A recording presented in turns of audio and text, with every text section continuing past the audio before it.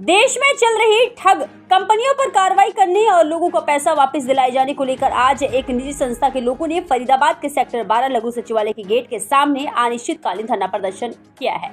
धरने पर बैठे लोगों के मुताबिक देश में कई लाख चिटफंड और दूसरे तरीके के लोगों से पैसा ठगने वाली कंपनी काम कर रही, भोले वाले लोगों को बहला फुसलाकर ज्यादा मुनाफे का लालच देकर ठगने का काम कर रही है कंपनी। ऐसे सरकार ने ऐसी बहुत सी कंपनी के खिलाफ कार्रवाई करने का काम तो किया, लेकिन उनके पैसे वापस नहीं दिलाए गए। उनके सरकार से मांग है कि ऐसी कंपनियों पर लगाम लगाई जाए और लोगों के खून पसीने की कमाई को वापस दिलाया जाए। सरकार को चाहिए कि ऐसी कंपनियों के खिलाफ सख्त से सख्त कार्रवाई करनी चाहिए। प्राइम न्यूज़ शनि के लिए श्याम सुंदर मित्तल, फरीदाबाद, हरियाणा। इस ठगे पीड़ित परिवार के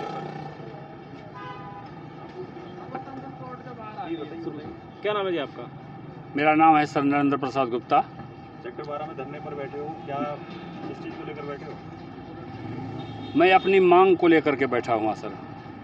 क्या मांग है आपकी? मेरी मांग है जितने भी कंपनियों के ठगी पीड़ित चाहे निवेशक हों या कार्यकर्ता हों, उनका बर्ड्स एक्ट के तहत 180 दिन में 203 गुना जमा रकम का भुगतान हो।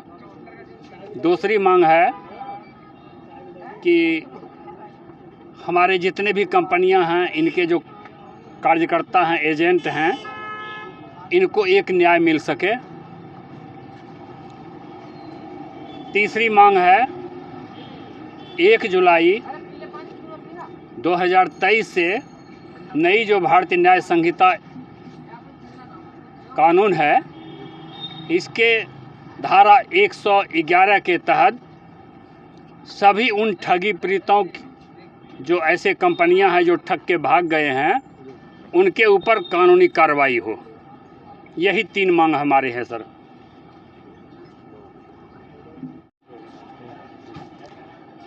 नमस्कार, मेरा नाम अजय कुमार है।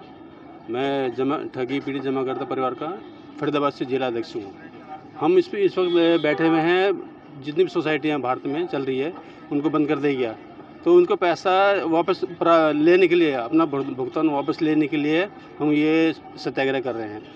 सत्याग्रह के द्वारा हम बाकायदा कानून के तहत इसको साथ लेके चल रहे हैं। 2019 में भारत सरकार ने एक कानून पास किया था, बर्ड्स एक्ट 2019। उसके तहत ये था कि जितनी भी सोसाइटियाँ हैं सबको बंद कर दी जाए और उनका पैसा वापस दिलाया जाए। लेकिन उसमें उस कानून का आधा पालन हुआ। आधा पालन ऐसा हुआ कि उनकी सोसाइटी तो बंद कर दी, बट उनको पैसा वापस नहीं किया।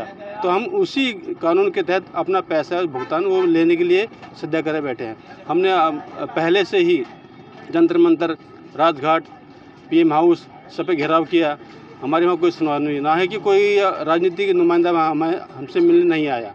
तो हार के मजबूर हो गया। हमें हर ज़िले, भारत के सभी जितने भी ज़िले हैं, उसमें 1 सितंबर से हमारा सत्याग्रह चालू हो रखा है पूरे भारत में।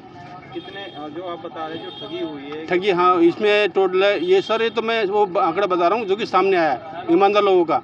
बाकी लोग वैसे भी पैसा जमा करते हैं, वो सामने आए 42 करोड़ लोग बता रहा हूँ मैं, अमाउंट नहीं बता रहा मैं। 42 करोड़ लोगों का पैसा है 42 करोड़ जो कि सामने अभी सामने है। आप जिस तरीके से कह रहे हो कि धरना आपने काफ़ी जगह किया है। जी हाँ। फिर आप सेक्टर 12 बैठे हैं। जी हाँ। तो अगर यहाँ भी सुनवाई नहीं होती तो अगला कदम क्या होगा? नहीं सर, अब तो हम बैठे हैं अनिश्चितकालीन के लिए।